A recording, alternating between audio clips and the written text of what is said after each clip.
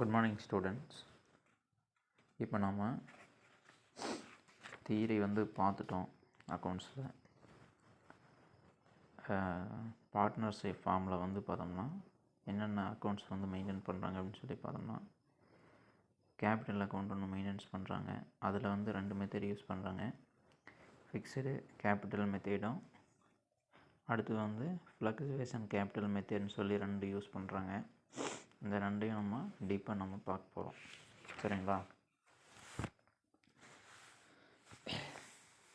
Formula பார்த்திங்கன்னா பாருங்கள், 86வது பக்கத்தில் கேபிட்டல் அக்கௌண்ட்டுக்கு ஒரு ஃபார்முலா இருக்குது. கரண்ட் அக்கௌண்ட் அப்படிங்கிறது ஒன்று போடுவோம். சரிங்களா? இந்த கரண்ட் அக்கௌண்ட்டுக்கு ஒரு ஃபார்முலா இருக்குது. இந்த ஃபார்மேட்டை நீங்கள் எல்லாருமே மனப்பாடம் பண்ணிக்கங்க. இதை வச்சு தான் நம்ம போட முடியும் சம்மை. இந்த ஃபார்முலா படி நம்ம சம் அப்ளை பண்ணோம்னா ஈஸியாக நமக்கு போயிடும். சரிங்களா? கேபிட்டல் அக்கௌண்ட்டில் அதிகமாக இருக்காது. அதே மாதிரி பார்த்தோம்னா கரண்ட் அக்கௌண்ட்டில் தான் நமக்கு நிறைய ஐட்டம்ஸ் நமக்கு வரும். சரிங்களா? இதில் பாருங்கள், சம்மு 2வது சம்மு கொடுத்துருக்காங்க. ஃபார்மேட்டு நீங்கள் படிச்சிங்க. ஆனால் சம்மு மட்டும் இப்போ நான் சொல்கிறேன், அதை மட்டும் கவனிச்சிங்க போதும். 2வது சம்மில் நமக்கு கேபிட்டல் அக்கௌண்ட்டு ப்ரிப்பேர் பண்ண சொல்கிறாங்க. சாந்தி அண்டு சண்மதிக்கு சுமதிக்கு பார்த்தோம்னா நமக்கு கேபிட்டல் அக்கௌண்ட் போட சொல்கிறாங்க. அடுத்தது ஃபிக்ஸடு கேபிட்டல் பார்த்தோம்னா போட சொல்கிறாங்க. சரி, இப்போ பாருங்கள், பர்டிகுலர்ஸில் பாருங்கள், கேபிட்டல் ஆன் 1 ஜனவரி 2018 பார்த்தோம்னா நமக்கு 1,00,000 ரூபா சாந்தியில் கொடுத்துருக்காங்க. சண்மதியில் 80,000 கொடுத்துருக்காங்க. சரிங்களா? அடுத்து 2வது பாருங்கள், இந்த கரண்ட் அக்கௌண்ட் அப்படிங்கிறது விட்டுருணும். அடுத்து additional capital introduced on 1 June 2018. அதாவது ஒரு டைம் முதல் போட்டாங்க. அதுக்கப்புறம் ஜூன் மாதம் ஒரு அமௌண்ட் பார்த்தோம்னா அடிஷ்னல் கேபிட்டலாக கொண்டு வராங்க. இந்த கேபிட்டலோட அடிஷ்னல் கேபிட்டல் நம்ம கூட்டிக்கணும். அப்போ கூட்டினோம்னா 1,10,000 ரூபா பார்த்தோம்னா நமக்கு கிடைக்கும். அதுதான் நான் இங்கே மார்க் பண்ணி சம்மில் காட்டியிருக்கிறேன். அதாவது 1,00,000ம் 10,000த்தையும் ஆட் பண்ணோம்னா நமக்கு 1,10,000 ரூபா கிடைக்கும். அதாவது சாந்தியினுடைய அக்கௌண்ட்டில். அதே பார்த்தோம்னா சுமதி அக்கௌண்ட்டில் பார்த்தோம்னா ஃபஸ்ட்டில் 80,000மும், 3வதுல பார்த்தோம்னா 20,000மும் நமக்கு கொடுத்துருக்காங்க. இது 2ஐயும் ஆட் பண்ணோம்னா நமக்கு 1,00,000 ரூபா. அதை ஆட் பண்ணோம்னா நமக்கு 1,00,000 ரூபா கிடச்சிரும். கேபிட்டல் அக்கௌண்ட்டில் நம்ம இதை எடுத்து எழுதிக்கணும்.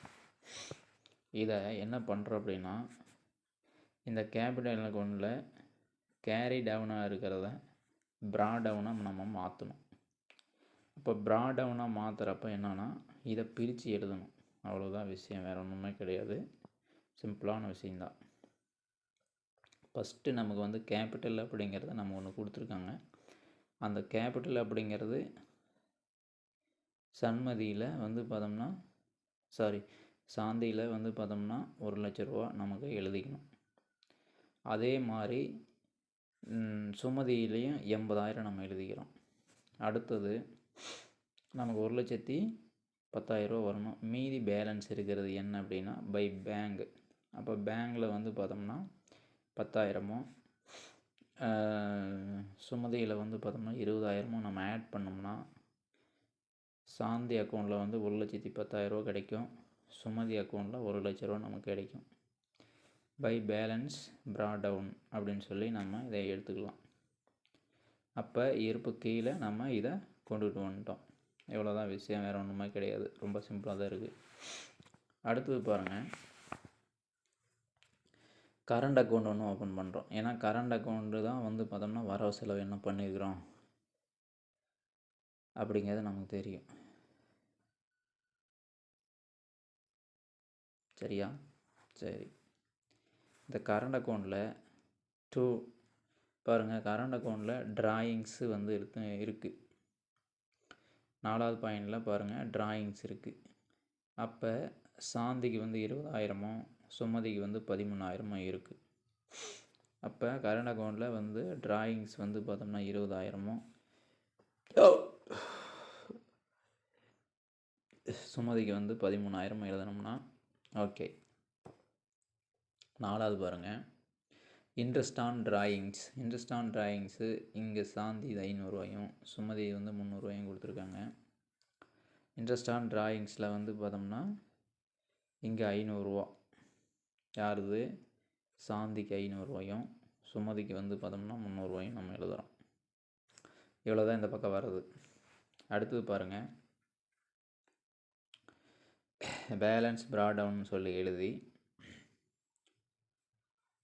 கரண்டு அக்கௌண்ட் அப்படின்னு சொல்லி கொடுத்துருக்காங்க இல்லையா, 1 ஜனவரியில் அதை வந்து பார்த்தோம்னா நம்ம சண்மதிக்கு 5,000 சுமதிக்கு வந்து 3,000 நம்ம எடுத்துகிட்டு வரணும்.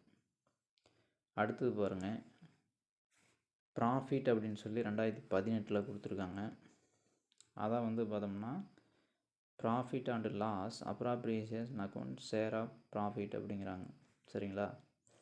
அப்போ 1,10,000 சுமதிக்கு வந்து பார்த்தோம்னா 8,000 அதை போட்டோம்னா நம்ம கணக்கு டெலியாகும். அடுத்தது பாருங்கள், பை இன்ட்ரெஸ்ட் ஆன் கேபிட்டல்.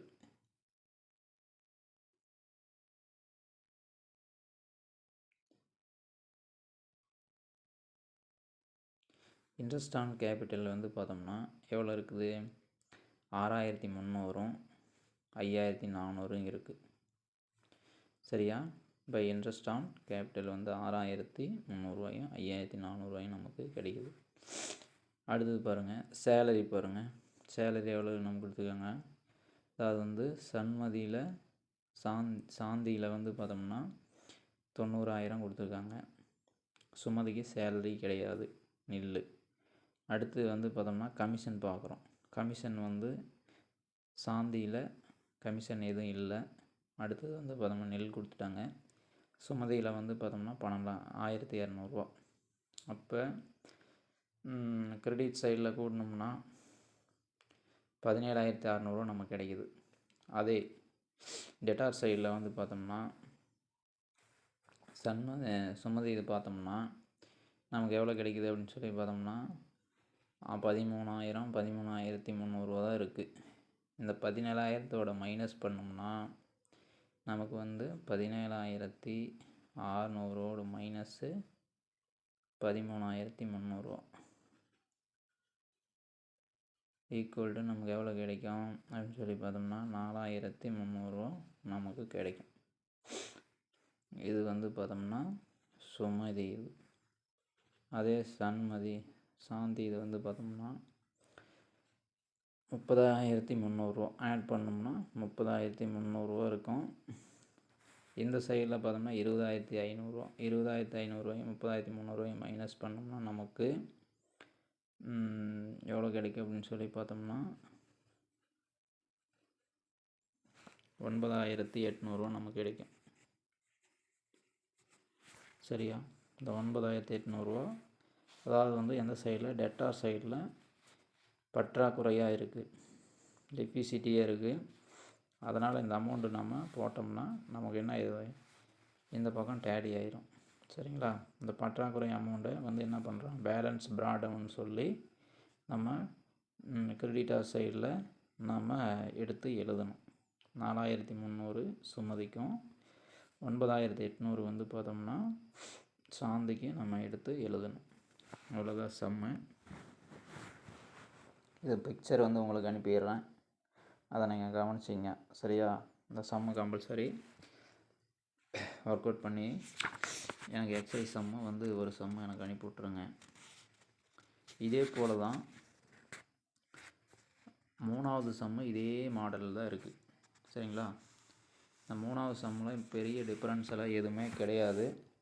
அதனால் இந்த 3வது சம்மையும் எக்ஸசைஸ் சம்மு இல்லுஸ்ட்ரேஷன் சம்மு 3வது சம்மும் பெரிய டிஃப்ரெண்ட் எதுவுமே இல்லை. இந்த சம்மையும் நீங்கள் என்ன பண்ணிடுறீங்க, எக்ஸசைஸ் சம்மு 2, 3 ஒர்க் அவுட் பண்ணி எனக்கு அனுப்பிடுறீங்க. சரியா? இது ரொம்ப ரொம்ப முக்கியம். இதில் பாருங்கள், இந்த கரண்ட் அக்கௌண்ட் 1 ஏப்ரல் 2018 அப்போ கிரெடிட்டார் சைடு டெட்டார் சைடுன்னு சொல்லியிருக்காங்க. இந்த அமௌண்ட்டை நம்ம மாற்றி எழுதணும். அப்போ நரேனுக்கு வந்து நரேஷுக்கு வந்து பார்த்தோம்னா 15,000 டெட்டார் சைடில் கொண்டு வரணும். அதே போல் பிரகதீஷ்க்கு வந்து பார்த்தோம்னா கிரெடிட் சைடில் வந்து பார்த்தோம்னா 20,000 கொண்டுட்டு வரணும். இதுதான் டிஃப்ரென்ஸு. வேறு இன்னுமே எதுவுமே புதுசாக இல்லை. அதனால் இதை மட்டும் கரெக்டாக வச்சு போட்டிங்கன்னா சரியாக இருக்கும். அதை மட்டும் ஃபாலோ பண்ணுங்கள். எக்ஸசைஸ் சம்மு வந்து 2வது செம்மும் 3வது செம்மும் ஒர்க் அவுட் பண்ணி கேர்ள்ஸ் அண்ட் பாய்ஸு வந்து பார்த்திங்கன்னா 11 மணிக்குள்ளார எல்லாருமே எனக்கு அனுப்பிடுங்க. சரியா? ஓகே.